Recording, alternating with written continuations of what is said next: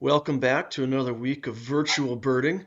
We're going to let this about 40-second clip play out, see how many different shorebirds you can identify, and then Josh and I will discuss.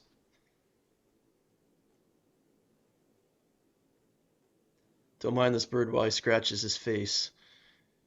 If you're eating Great worms video. out of cornfield ponds, you'd be itchy too. This is in a corn floodle, a corn flooded portion of cornfield, right? Yeah, it's a cornfield that's got a whole lot of water in it, and it's got some shorebirds. So let's talk about these shorebirds. First off, yellowlegs. Yes. All right. So the front bird here is a greater yellowlegs, which are the two yellowleg species in the clip. If you look at the bill length on the one in the foreground, the bill is about I don't know, a length of its head and a half at least, whereas the lesser yellowlegs in the background, the head is about the same width as the bill, maybe a bit longer.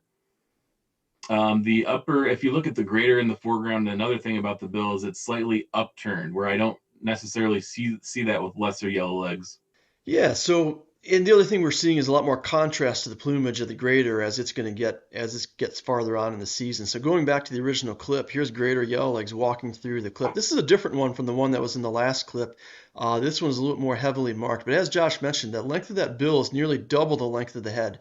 And frequently they do have some upturned component to them, whereas the lesser yellowlegs, which is in the very background, is going to have a much shorter bill that's about the length of the forehead. And it's pretty needle-like. Some of those two, the two in the back right now, I mean, is there the world's most subtle upturn to the bill? Maybe, but the bill is much shorter. The neck is shorter. There's less contrast to the bird.